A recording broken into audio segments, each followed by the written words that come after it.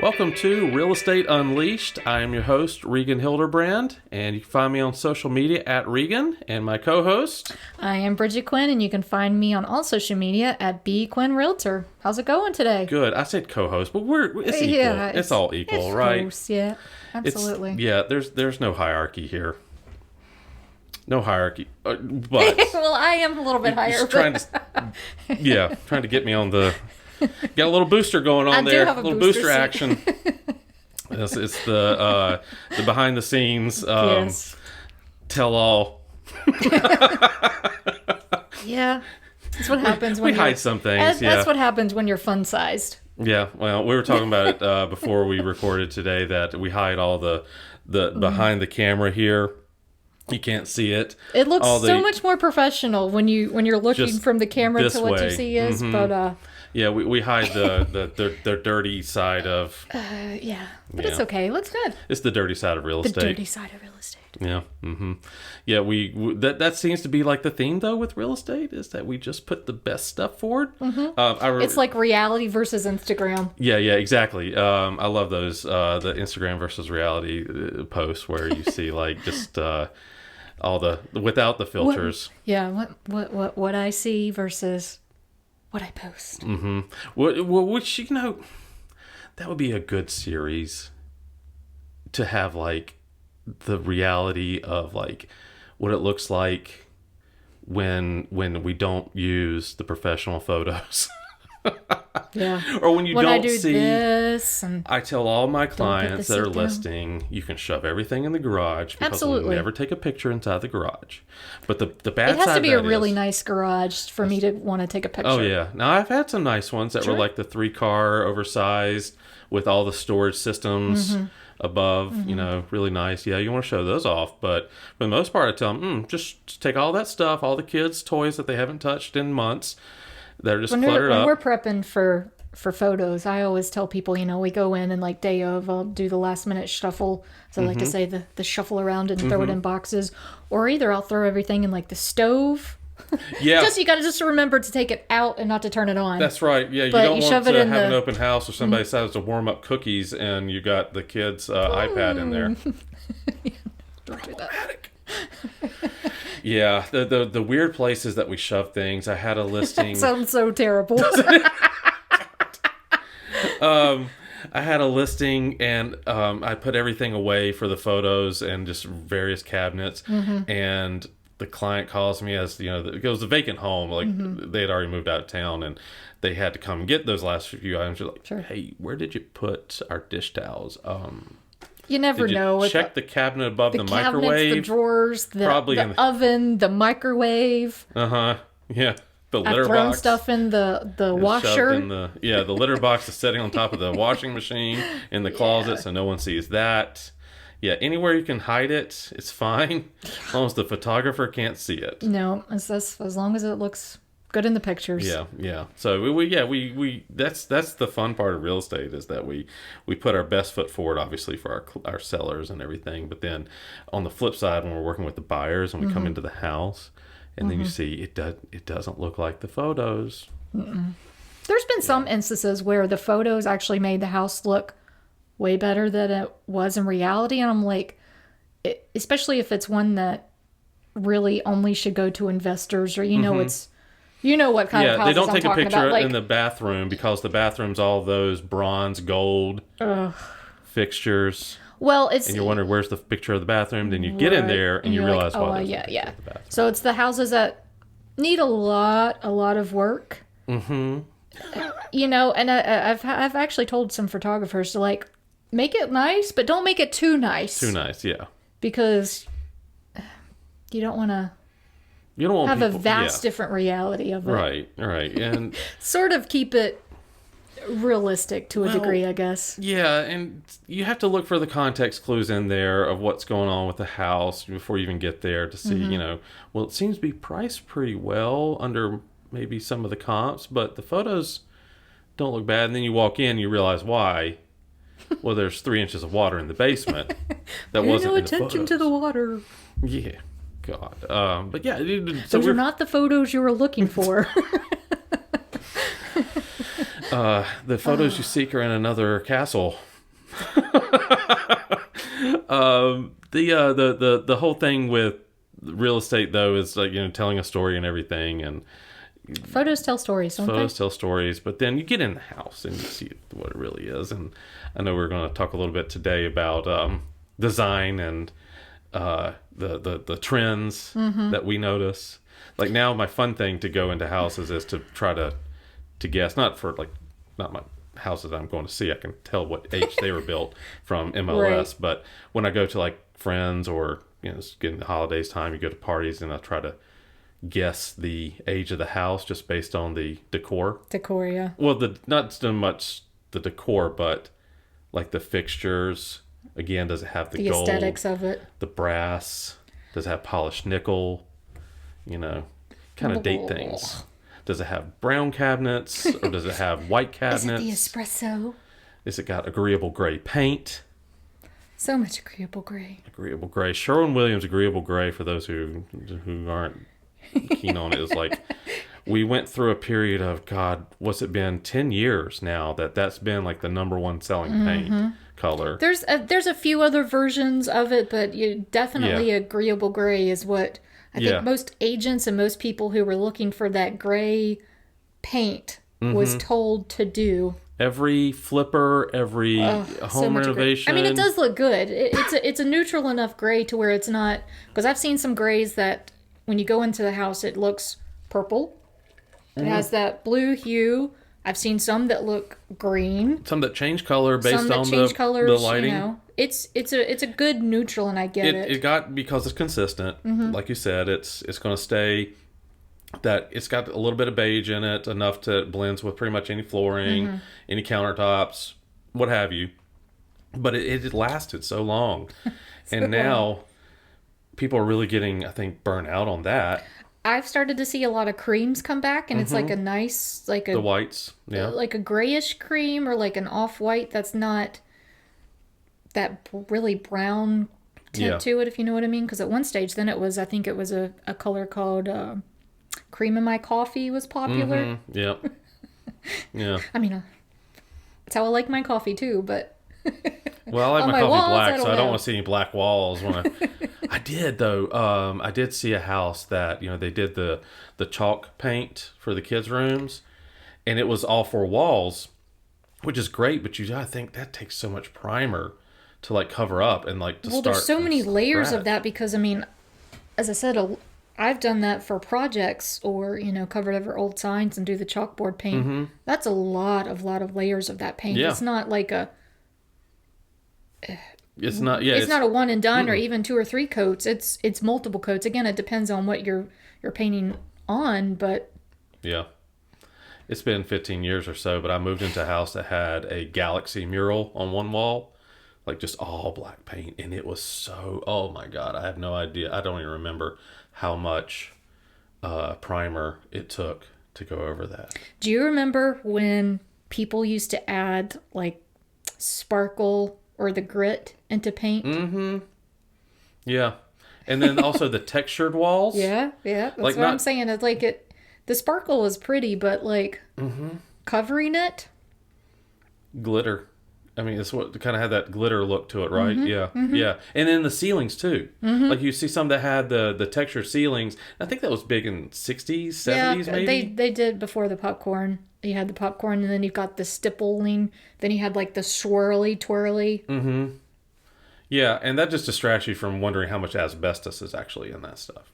Who knows? Yeah, that was all before the 90s. Needless to say, there's been lots of trends and styles and what to do and Everything goes in phases, and I'm sure that you have to be hiding in a hole for the past 10 to 15 years to not like see the emergence of the Chip and Joanna Gaines, the TLC, HDTV, like just that has got everybody. well, it's like clothes too, right? I mean, you go into any shop now and it's like 90s Clueless all over again. And I mean, even at like Spirit Halloween, I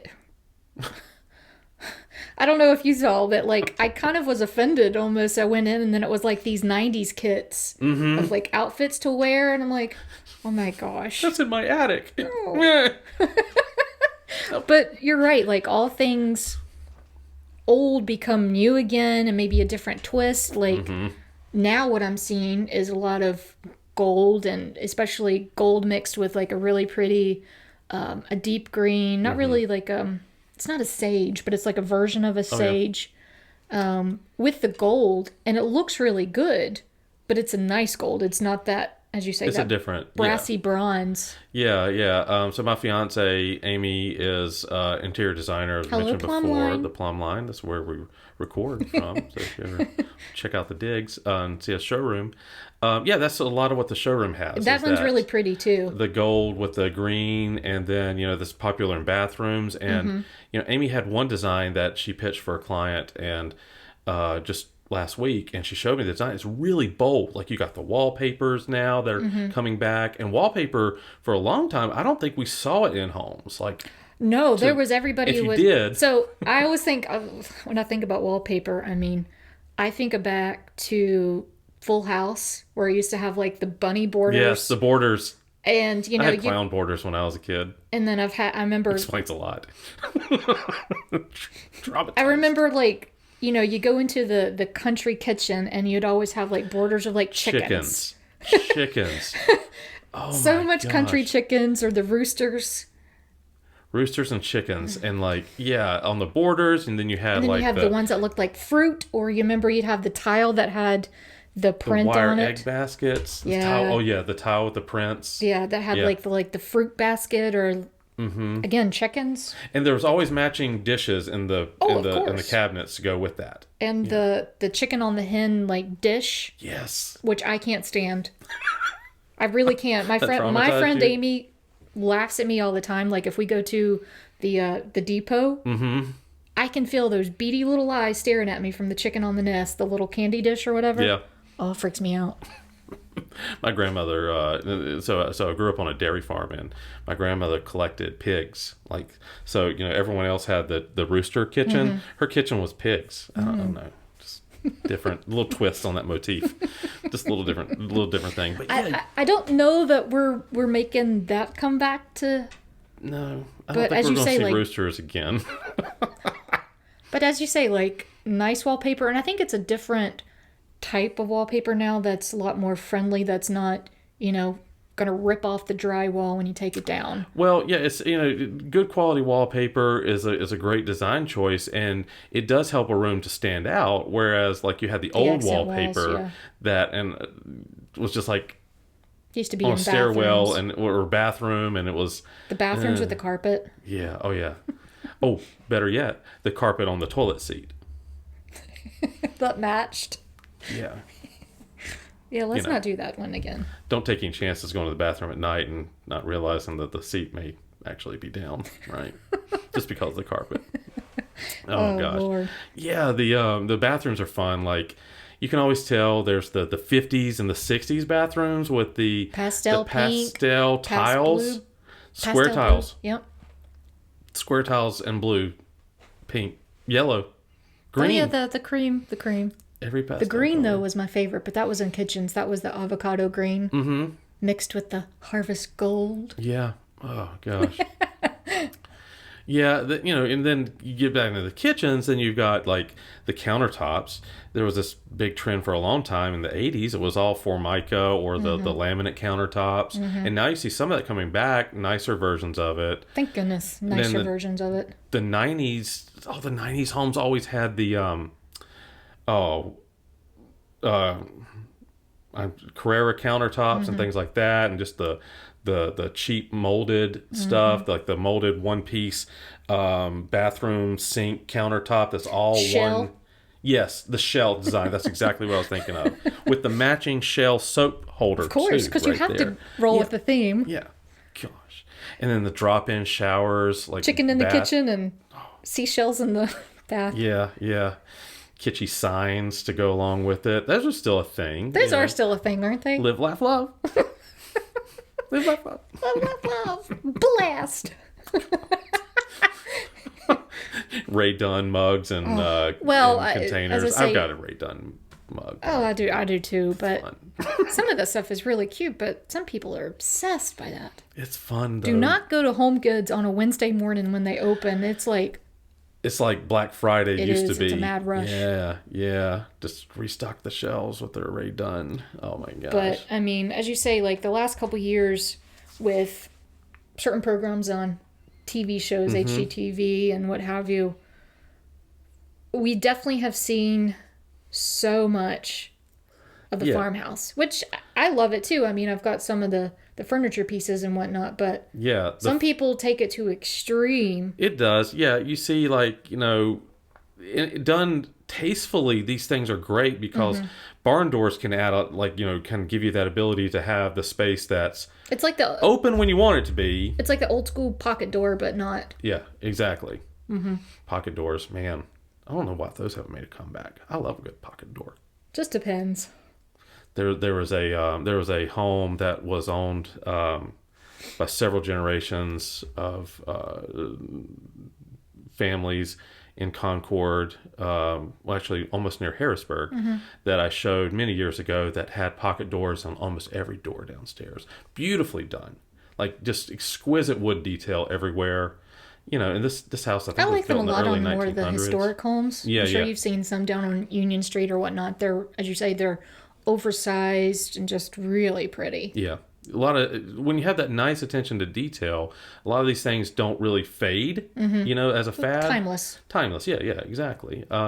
Classic for a reason. And I think barn doors can be that way. Like, if like you said, done they tastefully, give that done right. Tastefully done right, separate the space when you need to. I did see one at the top of a stairwell showing a house a few days ago. That looked like a death trap, but I don't know. Sometimes I don't know what the home inspector would have said about that. Open door too. Yeah, straight down. Yeah. The farm house style can be very timeless. Yep. But if you try to shoehorn it into something that doesn't work, like you want to have a farmhouse kitchen, but the rest of the house is mid-century modern, well, be a little clashy. I mean, you can do small bits of different things too, but I mean, as you say, it just depends on how it's done, and are you just having that one piece of mid-century modern chair, or what are you doing, or you're trying to create a motif, a theme, or something, and again, you see all types of things, but it does show you that stuff is cyclical. Like the mid-century modern has come back time and time again. Multiple times, yeah. Yeah, I don't think it really goes away. It's just, Well, and the good thing about things coming back is I feel like when they do return, that it's usually a better... It's done. A version of it's improved upon itself. Approved, yeah. Like you see, the mid-century modern went from, my grandmother had a bunch of mid-century modern furniture. I'll never forget. Like, and some of it was high end, but then other pieces were flimsy, rickety type stuff, and it's like costume jewelry. Yeah, exactly. Yeah. Costume jewelry. In the house. That's what we're sort of referring to it as now. But yeah, now you can get some good quality stuff. That's going to be a little pricier than maybe the Ashley or the Rooms to Go. Well, and it's like there for a while too. We went through where everybody had IKEA furniture. Which there's nothing wrong with it, and it's completely different. When I visited my friends that live in the Netherlands, or Tony's family in Ireland, they tend to use more IKEA furniture or IKEA style furniture than what I feel like we use here in the Charlotte It gets area. a bad rap as just like dorm furniture in the States, or I think.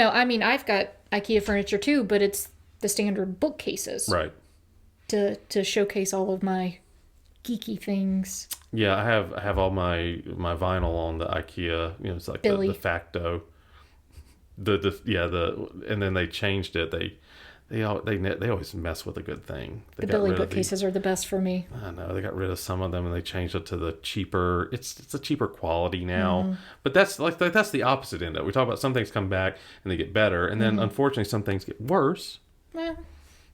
But it's like when you see a $800,000 home listed which is high end in this market. Very high end. And it has all IKEA furniture, which there's a home not too far from us that was Depends listed on that what way. type of furniture you're looking at. I mean, are you getting some of the things that's on the cheaper end from that, or?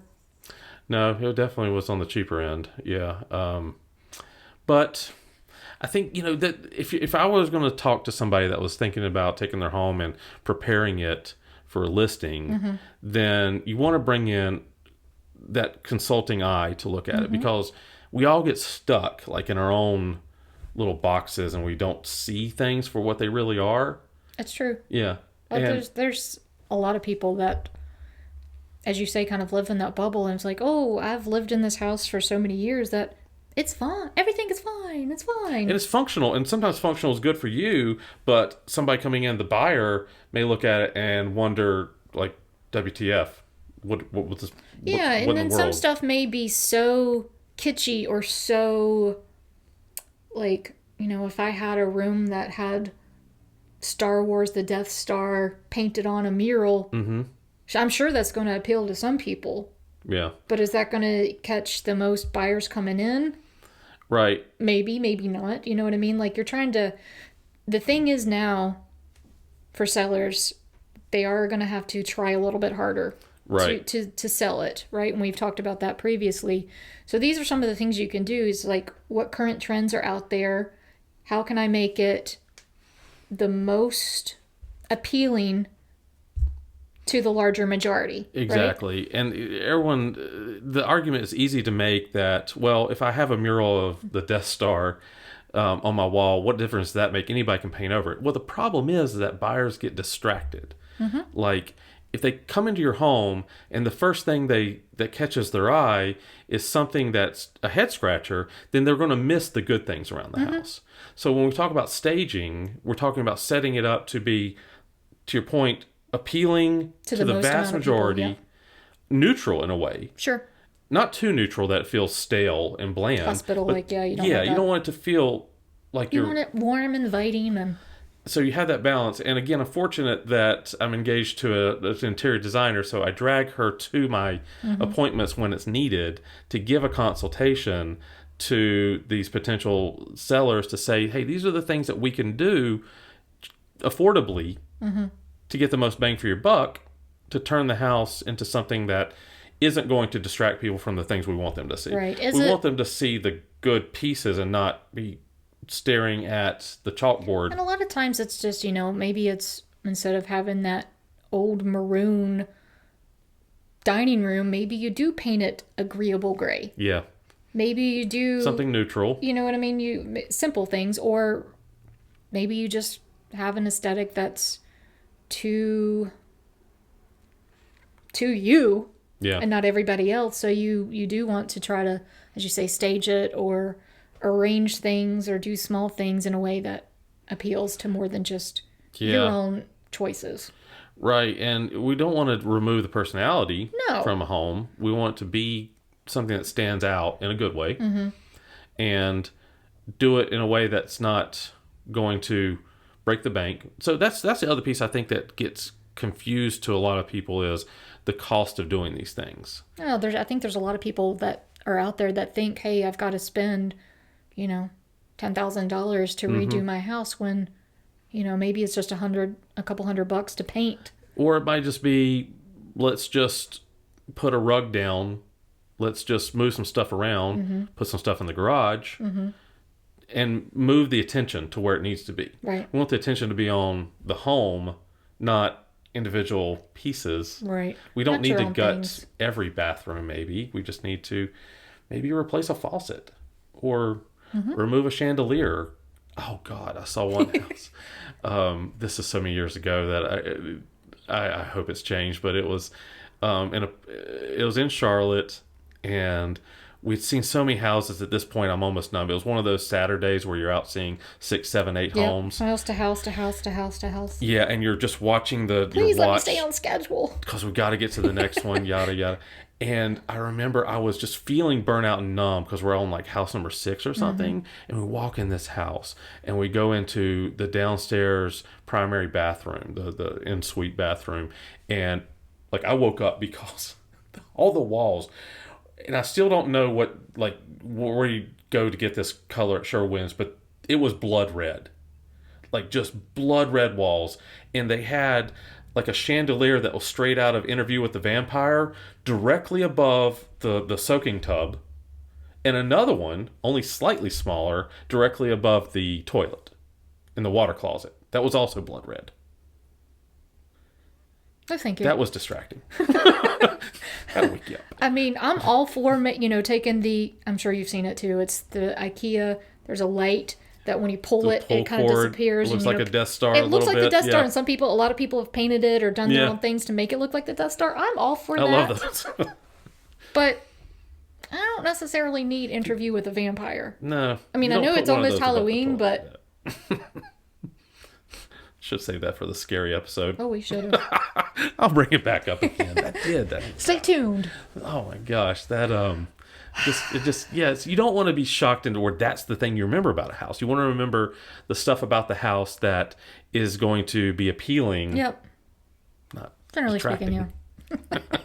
Generally speaking, yeah. I mean, as you say, like, we've seen so many things, and I don't know, I've went in some houses that probably a couple months ago, but some of them you go in and it's like shiplap, shiplap everywhere. Yeah. Do I need that much shiplap? Probably not, but it could be done right. I mean, I went into one that had only a wall about the size of behind us in the bonus room, but it wasn't even like the whole wall. It was just a section of the wall, and maybe they were recording a podcast with shiplap behind them. Maybe that's what we do. Maybe we need to get a shiplap wall. I don't know. But yeah, too much, too little, find some balance. I don't know. Yeah, as you say, it's... But we're never trying to set ourselves up as experts on what is trendy, what is decor. It's a personal choice. But again, we're just trying to say to sellers that you try to find something neutral, but also appealing, balanced. Well, as I said before, too, this is before we even hit record, is, if I've had a couple sellers use contact paper and put it up as like wallpaper, but it was done in a way to where it was tasteful. It actually looked really good for the space. And you wouldn't have really known until you went up and go, is that wallpaper? No, it's not. Yeah. But, the future buyers could always take that down if it wasn't their thing. But it was done in a way that was very tasteful, very accurate for the space that they used it in. So yeah. And it goes inside the house, but it's also the exterior things of the home. I mean, you do what you can outside the house too. Curb appeal. Curb appeal, yeah. I mean, we recommend pressure washing when you can. Well, cheap, you don't affordable, need the green scum showing up on the siding of your house or on the driveway. It's there's just little things, and that's why you hire a real estate agent who will spend that time. Put you and your home in the right light, so that hopefully, literally speaking, too. Literally, yeah. I mean, as you say, like, I know that we don't always stay on top of the most trendy things, but we do know what's going on currently, and we can say, okay, well, I know that recently I've seen the green cabinets and the nice gold, handles, so I can recommend that, if you want to do something like that. Yep. And make it nice and... Yeah, and when we don't know, we're going to defer. I'll defer to Amy when I'm not sure about something. And that's part of being a professional, is understanding there's other professionals that we can get involved to help make the right decisions for people. And then when we're working with buyers, I mean, I try to tell people when they go into homes, just see past the things that might be cosmetic. Jarring or everything can be changed. Well, some people don't have that necessarily artistic eye to look past that, so you have to kind of help them along the way. Yeah, and that's why I think too, when I'm planning, whether it be 6, 7, 8 showings on a Saturday or just one, I'm going to do as much as I can to dig in to kind of know what to expect before I walk in the house. Set those expectations. Yeah, so that, if there is a basement that looks like something out of a horror movie that preparing them. I had Home Alone flashes. Yeah, the furnace. The furnace. Freaking too, yeah. But yeah, we are always going to find things that can be a little jarring, but everyone has their own different taste, and Yep. I know sometimes too when I'm working with clients, you're handing it off to them at closing, you're handing them the keys, and you don't know what they're going to do with it. I have had some incredible like before and after photos sent to me Absolutely. by clients. Yep. And that's exciting. Like I tell them all, hey, if you're planning on redoing this, I want to see it. Like, Oh, show I've me what you seen a got. ton of pictures. That little house up in Salisbury that was a super cheap home Yeah. to begin with. Like, she did a tremendous job of redoing certain things in there. And the little house that was up in Linwood, the younger couple, they totally refinished the floors, stained them. Oh my gosh, what a difference that this house made. I mean, it was a 1970s house. Oh wow, yeah. But, just a little bit of the sweat equity and elbow grease. Mm-hmm. And that's, I think the TV shows have that benefit that they give people the idea that, yes, it can be done. Mm-hmm. And it's not off limits to think that you can get your hands dirty. Well, there's certain things that you can definitely do that's DIY friendly. Mm-hmm. And again, if you Good ROI. And yeah, I had a client over in Kannapolis as well that had a basement home, and they sent me after pictures of the basement, and I think they spent 3 or 4 months working on it. make it a finished basement. Yeah. Well, it was, I don't know if you could call it, at some point it was finished and somebody unfinished it. Oh, okay. And then they left them basically with a blank slate. And it was, I remember walking down the basement stairs thinking, you could do a lot with this room. It was big open space. And they did. They made a primary suite down there for themselves, gave the old primary suite to one of their older kids, to have their own space upstairs. And they sectioned it off, even changed the orientation of the stairwell. And, to the credits, I think it was the brother of the wife had a contractor's license, so a little bit more involved. But just to show you, like, you can transform a space. Sure. You just got to walk in with some eyes on it, some vision to it, and yeah, it's fun. It's exciting, and that's, I think we, like you said, we love seeing the pictures that clients send us, and it's exciting. But I just hate when people get turned off because of blood red bathroom and don't get to maybe take in the rest of it. But yeah. But that leaves us for the scary stuff. Right? That leaves us for the scary stuff. Yeah. So yeah, this is episode 9. I don't know if we start out by saying that. I don't think so. And we're wrapping up our little Star Wars themed run here. Sadly. Yeah, Is it yeah. the end of the Star Wars t-shirts? Probably not. Probably not. Well, I mean, we could still do a Rogue One. Just spitballing. While we're I am wearing my favorite. Your favorites? My droids. I love the droids. Yeah. Little R2D2, BB-8, and Dio. Yeah. So we'll probably revisit it. I say so. Yeah, but been fun, and so we're going to go in. We're going to have a Halloween episode coming out, so yeah, Stay tuned. stay tuned. Maybe scary. Subscribe. If you're not already subscribed to the channel, please do. If you're watching us on YouTube, or if you have YouTube, find us on there. Yep. If you're just listening, and please subscribe to the channel. It helps us so much. That's the We biggest appreciate thing the you can give support us. so far. I mean, it's been great. And again, I hope that you find our podcast entertaining, that we offer some sort of insight and good information. And Leave us some comments, please Yeah, do. we'd It love some definitely helps comments, us. and- Appreciate most of all just the subscribe button and some if comments. there's anything that you'd like to know or like to hear or points you'd like us to chat about, we'd love to hear those as well. So, We got some good stuff planned, but we can always add more. absolutely. Absolutely. All right. Well, again, I am Regan Hildebrand with the Home Team Realty Group, and you can find me on social media at Regan. And I am Bridget Quinn with the Home Team Realty Group as well, and you can find me on all social media at bquinn Realtor. So we appreciate you listening in, and stay tuned for our next episode. Have a good one. Thanks, everyone. Bye.